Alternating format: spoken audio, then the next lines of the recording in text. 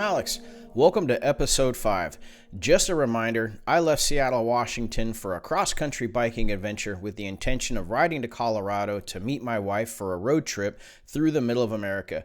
She was going to drop me off near St. Louis, where I would continue my ride on rails trails to the East Coast. I got sick along the way, cut the adventure short, and this video covers days 9 and 10 on my bike. Come join me. Okay, there's the trail to Coeur d'Alene, and here's a trailhead. I think it's called Black Rock Trailhead, and I had to stealth camp here last night. I was actually at a different campsite last night, and I got kicked out. It was private property, and I texted my wife, and she confirmed that this is public land. This is one of the things that is not romantic about bikepacking, in my opinion. I hate that we have to stealth camp at times. I wish we had different land use rights in America, but we don't. And it forces us to try to camp stealthily if you can. It doesn't lead for great sleep. It doesn't make me feel good. I'm sure I left a bad taste in that guy's mouth for bikepacking. And that kind of stuff frustrates me.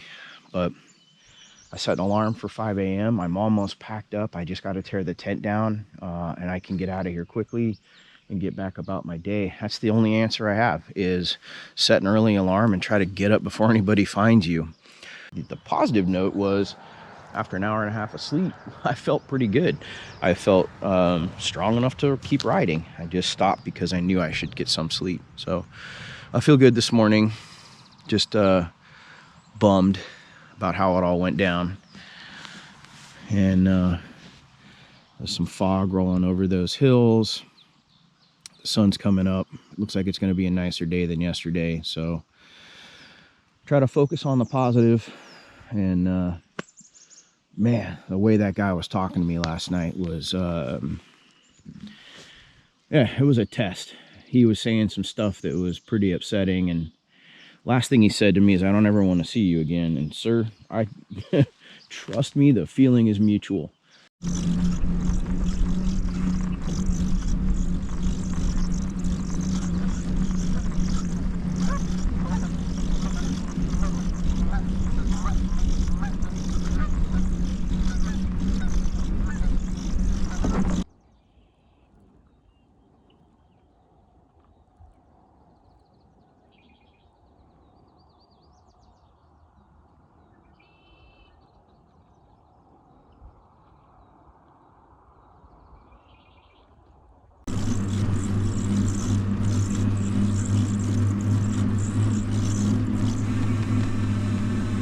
I'm still trying to process last night, man. I had a hunch I shouldn't have been where I was. One of the things I have come to appreciate about having a camera on me while I ride is that I can record my thoughts while I ride.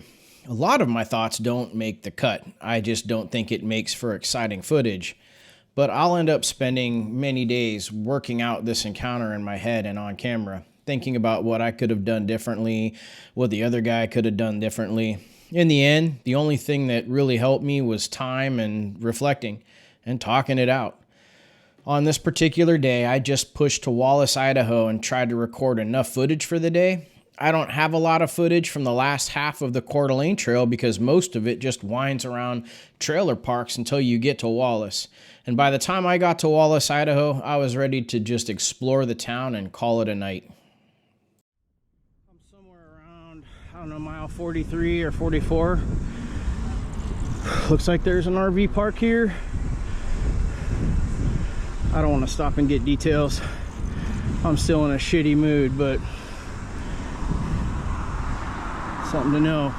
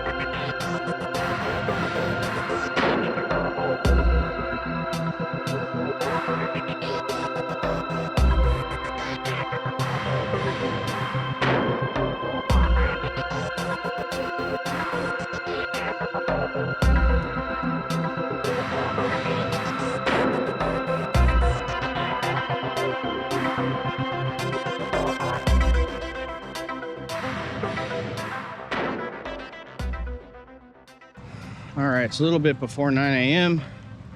I just left Wallace, Idaho.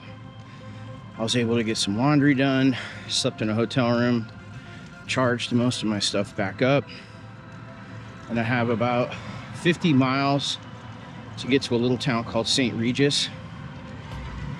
And I had a hard time getting started this morning. One of my problems with conflict is I tend to overthink conflict after it happens, and I just play out all these different scenarios in my head, and it's like a version of overthinking. And what that does is prevents me from focusing on things like getting tasks done that help me get out of a hotel room faster, or being present so I can focus on the hard climbs that are coming up. There's going to be about a 3,000 foot day, so I got other things I should be thinking about, but in my brain that conflict is rattling around in my head. So I should be out of Idaho today, in Montana, and I'm going to try to put all of Idaho behind me and just focus on riding and getting my head cleared again. Yeah, I'm at a rest stop right outside of Wallace. Just took a quick break, and there's a no camping sign right here in a spot that, in my opinion, isn't a great place to camp. You're right by a freeway, there's noise, but having a no camping limit here instead of like one night allowed, or, you know, vacate by 6 or 7 a.m. You know, Idaho just has a hard stance of no camping here, and I think this kind of stuff is a shame.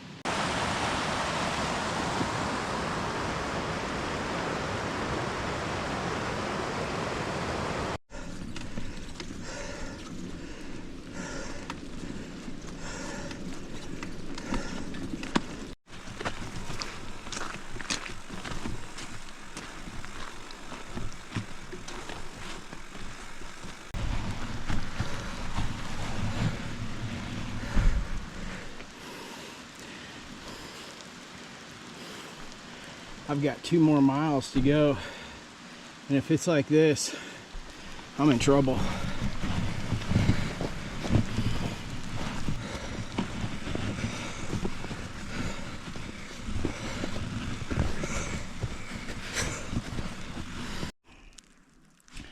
Yeah, if you look at the Wahoo, there is some steep grade in my future. But I know the peak of this climb is roughly around 1516, and I'm at 1408, so I'm gonna be stubborn, and I'm gonna push on, get to that summit, and clearly hike a bike on that summit. I'm gonna learn a lot about my stamina today and my will, but I'm up for the challenge. I just put on all my rain gear. I'm running my rain pants right now and my rain jacket just to try to stay dry. It's pretty cold. It's actually, I'm not sure if the camera's getting it, but it's sleeting right now. And when I stop, I start to cool down. So, the sun came out for a minute. Oh, it feels good.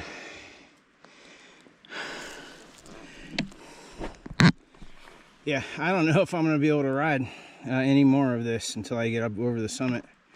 There's just a lot of patches of snow.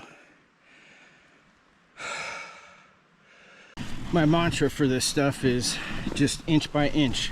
I just keep picking little things in front of me, like that stick right there. I just want to get to that stick. Oh. Yeah, and then I'll celebrate. Cool. And I'll pick another thing. That patch of grass or snow up there.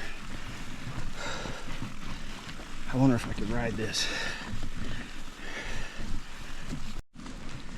Alright, it is a little harder to ride with rain pants on.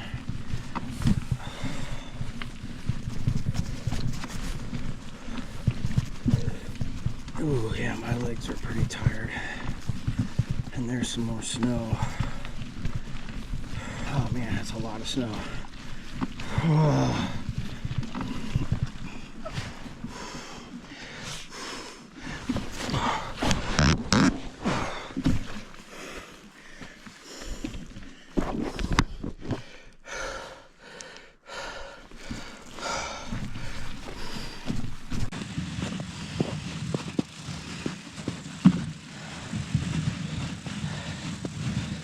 This could be one of the dumbest things I've ever done. Oh man.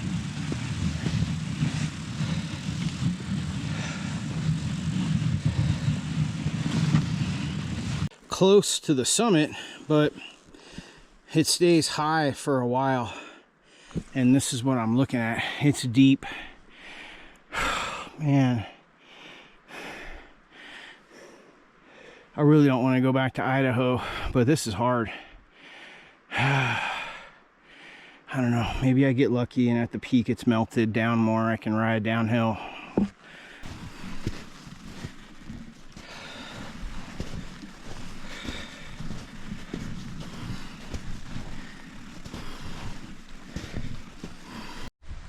All right, I'm calling it. It's starting to snow again. I've been pushing already for hours, and it just is getting worse up here. This is unpassable for now for me. What a bummer. I'm gonna head back down to Mullen and see if I can't get around this tomorrow. But yeah, bit of a setback, but I don't know. I'm sure there's a lesson here. All right, I made the call. I don't think it's safe for me to press on. I'd have another mile of deep snow. It's starting to snow again, and I'm already cold and wet. So I'm gonna head back to Mullen, see what I can do for another room, and then I gotta reroute. When I was studying these paths, Google Maps had a route that went around a lot of this elevation, and I chose ride with GPS because it looked more gravelly, and that was probably a mistake. So I'll regroup and see if I can't do the Google route. For now, this is pretty bad. I tried. It's not from lack of stamina. I still feel good. I just don't think it's safe. Oh, and that's just not rideable. So, yeah. Phew. What a day.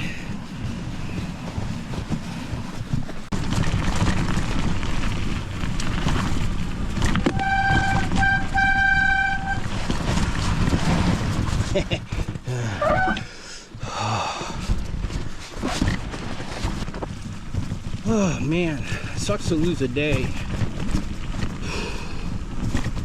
but better safe than sorry.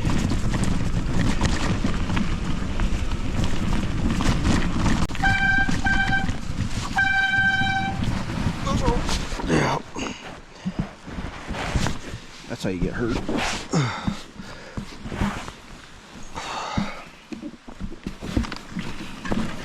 Well, should be downhill to Mullen. I think Mullen's still in Idaho. If I'm back in Idaho, man, I'm cursed.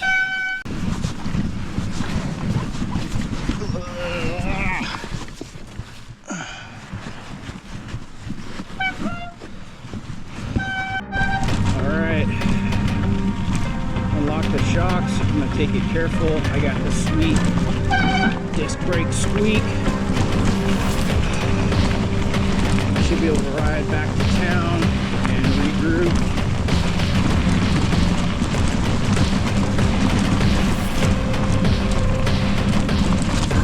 Just be carefully pick my line. Be safe.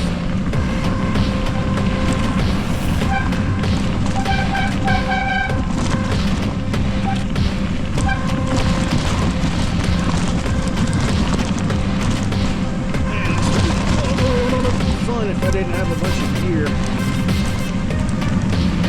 on this, but hey beer can, I remember you.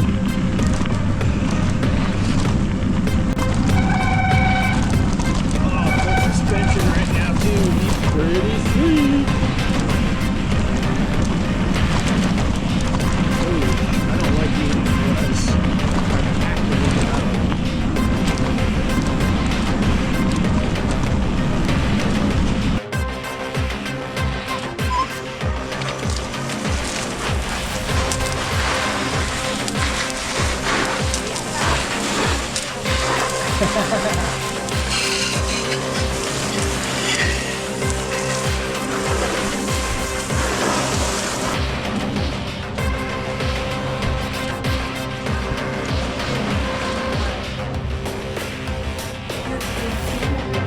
Well, I tried to turn into one.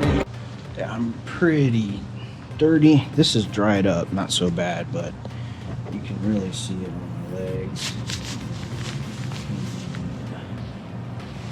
I'm at the Stardust Hotel. This place has been great. I stayed here last night. They've let me hose off my bike, and they've got a rag station here so I can clean myself off. If you're in Wallace, Idaho, stay at the Stardust. The beds are comfortable, and these folks are very catering to adventurists. So thank you, Stardust, not just for being a good motel, but for being good people.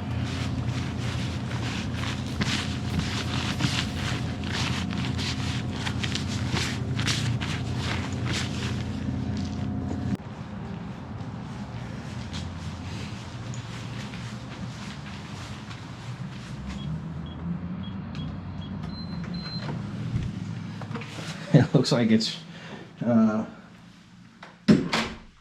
straight out of a 70s movie, but it's got everything you need.